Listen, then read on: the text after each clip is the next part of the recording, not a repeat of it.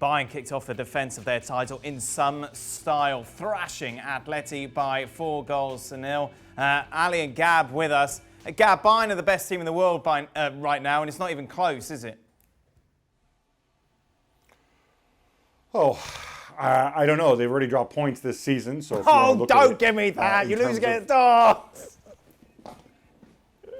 They certainly looked impressive. They certainly looked impressive against Atletico Madrid. They may well be. They certainly deserve to call themselves that since they're the reigning European champions. And look, we've said this before. The fact that they added depth before the window closed, they added 5 players in the space of 36 hours.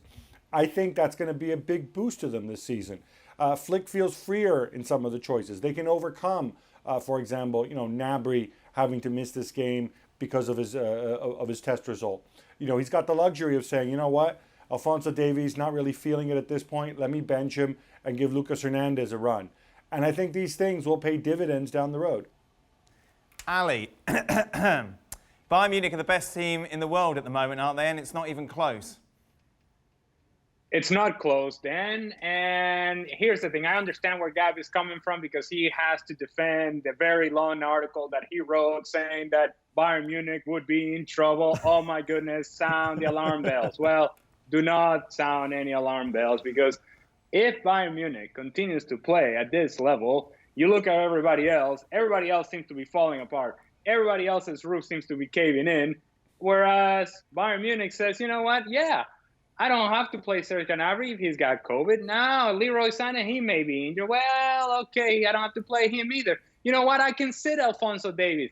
And the guys that come in and play weren't even guys that were acquired in the transfer window, were guys that were there available already. And so here's the thing. Bayern Munich is a complete team, from every single line, from the back to the front, through the middle, goalkeeper. There's balance to this group. There's a plan in place. There's organization. There's execution of that plan and that organization. And in the end, you also have individual talent that can take over a game like Kingsley Coman did today in the 4th goal, where he can score that type of goal. Or Tolisso, who's not a first-choice starter, can score the sort of goal that he scored today. Robert Lewandowski doesn't have to score, and they beat Atletico Madrid 4-0, and we're very comfortable in doing so. Kingsley Coman, superb today, as Ali mentioned. Gab, that 4th goal was something else. Kingsley Coman, yeah, tremendous. I thought Joshua Kimmich, also tremendous tonight. Look, it's a big storyline, but with all due respect, they beat Atletico Madrid. It's not like Real Madrid 1960 came back to life. And what did Atletico Madrid do last year? What did Atletico Madrid do last year? They knocked out Liverpool. Good for them. Last year was last year. Well, not really. Last year's still this year, the way it's going. It's the longest year ever. But look, they laid down a market. I'm not surprised. They also beat Barcelona 8-2 last year. This is a very, very good.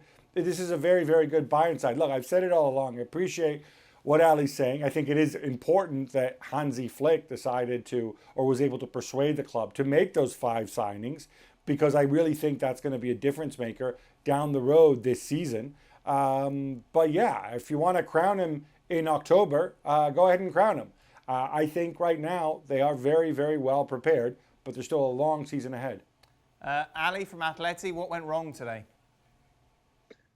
The issue for Atletico Madrid is the conflict, the inner conflict of Diego Simeone and figuring out, all right, look, we are historically over the last decade or so have been a team that is difficult to beat, that is physical, that is tough, that mentally can get through difficult times in a game. And we're going to embrace the struggle and we're going to win a game 1-0.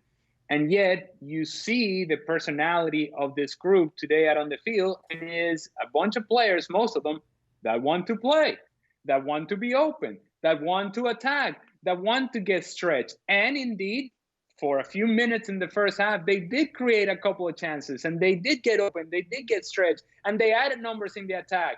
Well, that's all fine and well playing against lesser opposition, but when you run into Bayern Munich and you turn the ball over in a bad area and you're open and you're stretched, and it's not about speculating with the result and being organized defensively, and it's everything about, okay, how can we get Joao Felix on the ball? How can we get Yannick Carrasco on the ball? How can we get Renan Lodi forward? And all these things that we now see from Atletico Madrid that we didn't see in the past, well, Bayern Munich said, oh yeah, great. You guys are open against us? Oh, great. Yeah, super. We'll turn the ball over. We'll win it in a good area. We'll get after you, and you have no chance. 4-0. Good night, everybody. Good stuff, boys. Thank you very much. It isn't bad, is it, when you take a look at Hansi Flick's record in the Champions League? It is quite literally perfect.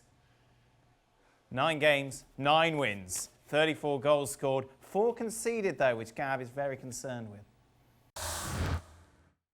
Thanks so much for watching ESPN on YouTube. And for more sports highlights and analysis, be sure to download the ESPN app. And for premium content and live streaming, subscribe to ESPN Plus.